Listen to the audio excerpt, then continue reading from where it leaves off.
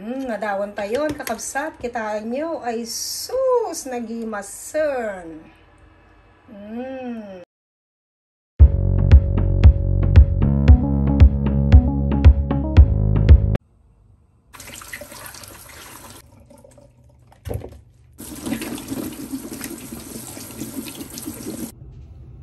Hello mga kakabsat! Welcome back to our channel. So, today's video ay magluluto ako ngayon ng pinakbet, yung traditional way kung paano kami maglutong mga Ilocano ng pinakbet mga kakabsat. Actually, madaming style kung paano kami magluto ng pinakbet ng mga Ilocano. May mga style ko, yung paggigisa. Tapos, eto naman gagawin ko ngayon ay hindi natin siya igigisa. Eto talaga yung traditional way of cooking pinakbet mga kakabsat. Kaya isi-share ko sa inyo. Kasi actually, naka-leave ako ngayon. So, may time ako magluto ng ulam namin. At natatakam akong, gusto kong kumain, nag-crave pala ako ng pinakbet mga kakabsat. Kaya, magluluto tayo ngayon. Samahan ninyo ako mga kakabsat at isi-share ko sa inyo kung paano ako magluto in my own version ng traditional way of cooking pinakbet Ilocano mga kakabsat. Samahan ninyo ako mga kakabsat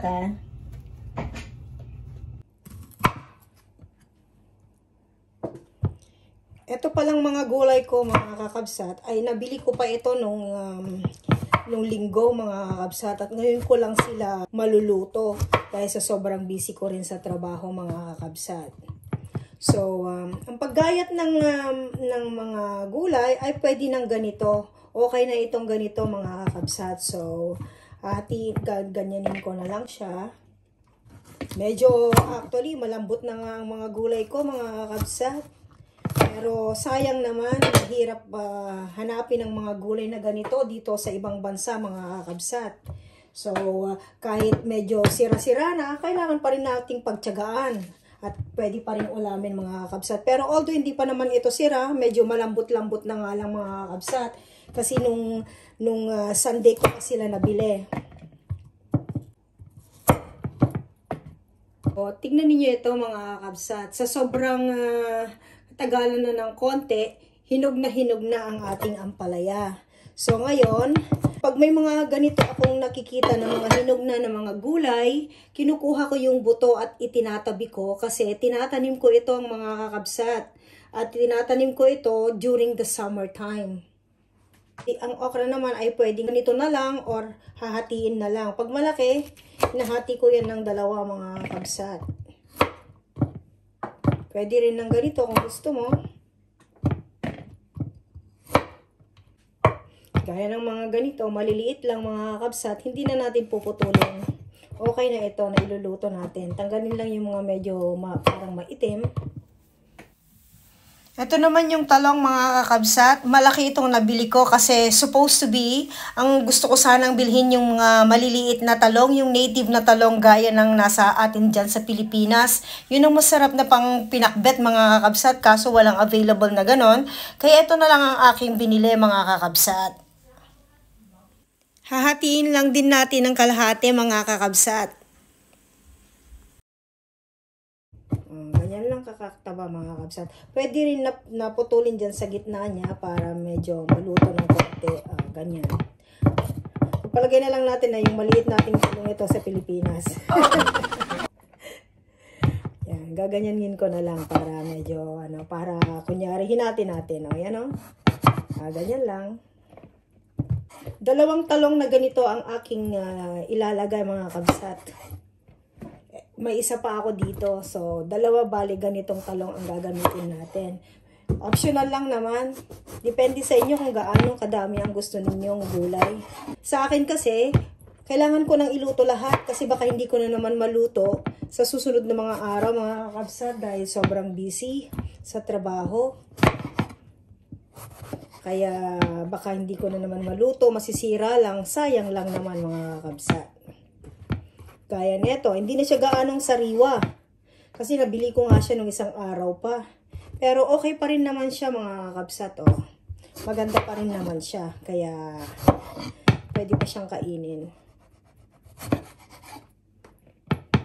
May sili ako dito mga kakabsat. Kaya lang ang sili ay optional lang naman. Kung gusto mong lagyan ng pakbet mo ng sili, okay lang. Ganito lang kasi ang available sa akin. Mas maganda sana yung malalaking sili, yung medyo pahaba. Hindi gaanong maanghang yun eh. Ang asawa ko kasi ayaw niya ng masyadong maanghang. Kaya ganito lang. Pwede kong bawasan mamaya. Depende sa lasa niya. Kung masyadong maanghang, tatanggalan ko mga kakabsat. Tapos ang kamatis mga kakabsat ay hindi ko yan gagayatin. Pipigain ko yan mamaya pag magluluto na tayo mga kakabsat. At ipapakita ko sa inyo kasi mas maganda yung ganon. Gagamit ako ng 2 sibuyas mga kakabsat. Pero nasa inyo yan. Kung sa Pilipinas, kahit isa lang ang gagamitin mga kakabsat. Kasi sa Pilipinas sobrang mahal ng sibuyas, di ba? So pwede na yung isang sibuyas mga kakabsat. Sa akin kasi, gusto ko ng madaming sibuyas. Although dito naman kasi sa England ay mura naman ang sibuyas mga kakabsat. Kaya okay lang na gumamit ng 2. Pero very optional lang yan mga kakabsat. Nasa iyo yan. Pwede mo rin wag lagyan ng sibuyas ang iyong pakbet mga kakabsat na yung traditional way of cooking the pinakbet Ilocano mga kakabsat. Pwedeng walang sibuyas. Okay lang din yan kung wala kang available na sibuyas. Ito nga pala, may natira akong pritong baboy mga kakabsat. So, optional lang din ito. Kung gusto mong ilagay, ay okay lang din. Kung ayaw mo, okay lang din. So, dahil sayang din naman, kaya maglalagay ako ng karne, pero hindi ko siya igigisa. Ilalagay ko lang siya sa either sa ibabaw at o kaya sa ilalim ng ating pinakbet, mga kakabsat.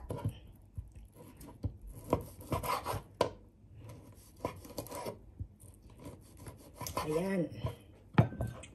Kesa naman kasi sa masira siya, so ilalagay ko na lang, parang makunat na siya. Kasi nung isang araw pa ito mga kakabsat na ulam namin.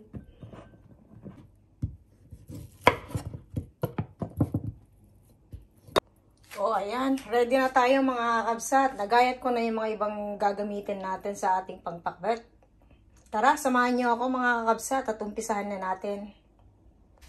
Okay mga kakabsat, umpisahan na natin. Pasensya na kayo ha, wala akong cameraman kaya ako lang lahat mga kakabsat. So umpisahan na natin. Pasensya na pala kayo mga kakabsat. Ito na, paumanhin lang. Ang traditional way of cooking ng Ilocanong pakbet, mga kakabsat, ay ginagamitan ng clay pot, yung palayok natin, mga kakabsat. Pero unfortunately, wala akong stock na gano'n, mga kakabsat, kaya ganito ang gagamitin ko. Kaya isipin na lang natin, clay pot ito, mga kakabsat. Mag-uo na kayo. Kaya tara, umpisahan natin, mga kakabsat. So, ang gagawin natin ngayon, wala pang tubig to. Ilalagay natin ngayon ang ating sibuyas, mga kakabsat. So, nilalagay ko yung madaming sibuyas. Ganyan, mga kakabsat. Yan. Tapos, nilalagay ko yung ating kamatis. Ang kamatis ay hindi ko siya hiniwa-hiwa, mga kakabsat. Ginaganito ko siya. At, pinuputol ko ng kamay. Naghugas na ako ng kamay ko, mga kakabsat. Malinis yan. Ayan. So, pipigain natin ang kamatis dito para juicy siya talaga. Para yung kakalat ang kanyang pagliluto natin ay talaga namang masarap na masarap ang ating sabaw, no? Mga kakabsat. Yan, ganyan. Pinuputol ko ng ganyan, mga kakabsat. So, hinahati ko ng kalahati yung ating kamatis. Tapos, yung ibang natitirang kamatis ay ilalagay natin sa ibabaw mamaya, mga kakabsat. So, ganito siya. Yan. Tapos, ang ilalagay ko na ngayon ay ang ating pangalan nito, ang talong. Inuuna ko ang talong, mga kakabsat. Ay siya nga pala, mga kakabsat, gagawa pala ako ng a bit of twist, mga kakabsat. Kaya lalagyan ko siya ng ating Knorr cubes. Ito ay chicken flavor, mga kakabsat. So, ilalagay natin sa loob para malasa ang ating sabaw. Pero this is really very optional, mga kakabsat. Nasa inyo yan kung gusto niyo lagyan ng Knorr cubes. So, i-continue natin na ihalo ang ating talong, mga kakabsat. Pagpapatong-patungin lang natin sila. Yan, mga kakabsat. O, ganito ngayon ang kanyang arrangement, mga kakabsat. At isusunod natin ngayon ang ating ampalaya. Ganun din, pagpapatung-patungin natin ang lahat. Yan. Tapos, isunod natin ngayon ang ating okra. Oh, may natitira pa palang ampalaya doon. Hindi ko nakita. Ayan, mga kakabsat. Ayan, ang dami. Pero ito ay liliit din siya. Mamaya magsasubmerge siya, mga kakabsat. So, ituloy natin ngayon na ilagay ating kamatis. Dapat pala itong karne ay nilagyan ko rin sa loob para mga kakabsat. So, ang gagawin natin, pwede kong ilagay sa loob ng konti para magkalasa yung ating sabaw sa loob. So, nakalimutan ko mga kakabsat. Pasensya na. Pasensya na po, tao lang po.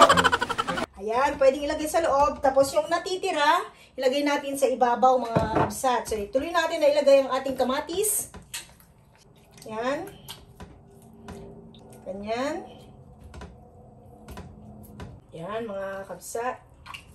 Pasensya na kayo, hindi ko siya mai-focus kasi ako lang ang nagbi-video ng sarili, mga kakabsat. Wala akong cameraman. Wala pa naman kasi akong mga subscribers, mga kakabsat, na pambayad ng ating cameraman, mga kakabsat. Kaya sana, sa mga hindi pa nakakapag-subscribe sa aking channel, please subscribe naman mga kakabsat. Kung nagugustuhan ninyo ang ating video, ay kung nakarating na kayo sa video na to, ay palike naman mga kakabsat at huwag nyo rin kalilimutang mag-subscribe. Yan mga kakabsat, nilagay ko na yung karne. At saka ilalagay na natin ngayon ang ating bagoong.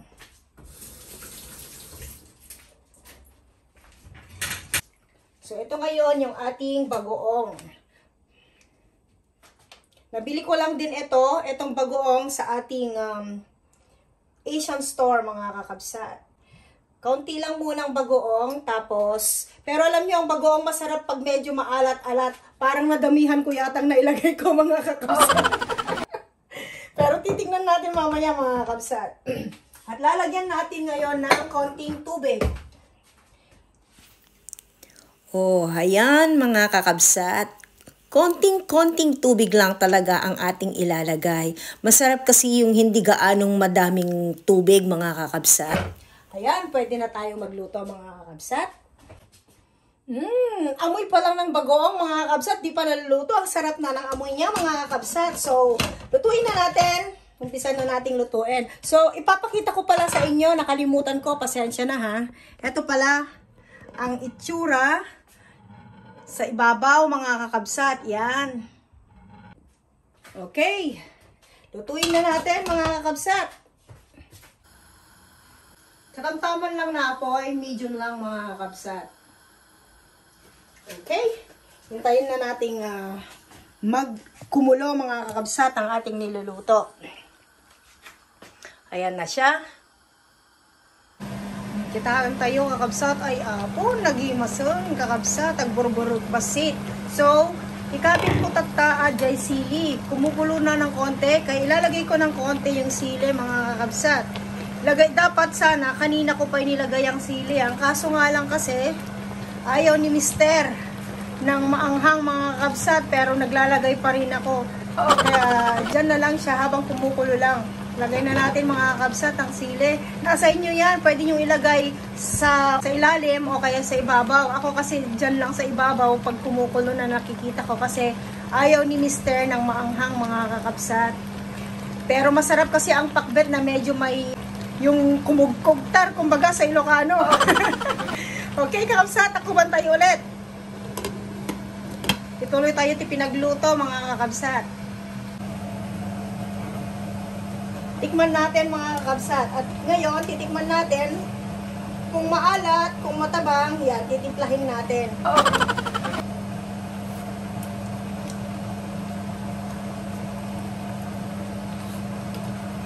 Parang okay na yung kanyang alat, mga kakabsat. Masaya na, okay na ako dito. Hindi ko na dadagdagan ng bagoong, mga kakabsat. Sarap na! Ulam na! O, ayan, mga kakabsat.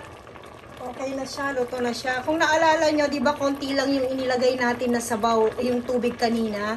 So, yung katas ng ating gulay ay lumabas na at naging sabaw na siya mga kabsat. Kaya yan ang masarap.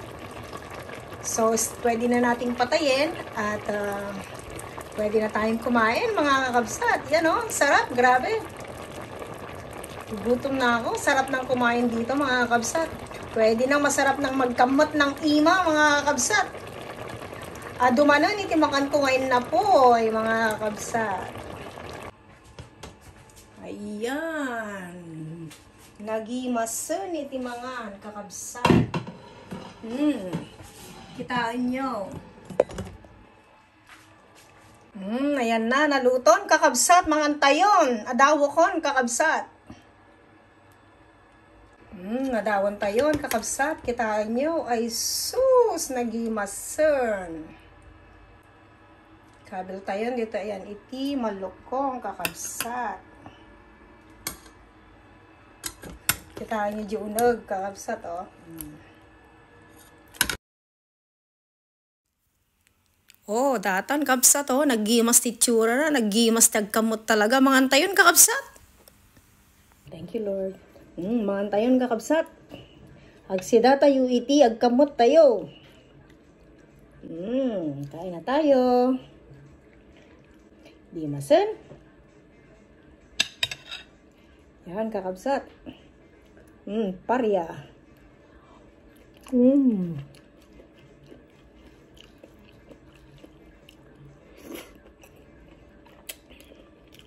Dimas kabsat. Sili. Sarap. Maghimasag kamot, mga tipinakbot kakabsat.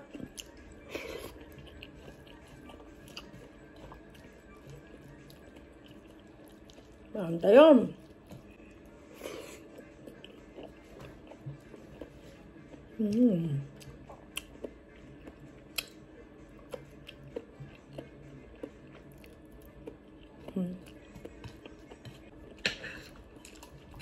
Thanks for watching mga kabsat. See you again. Bye!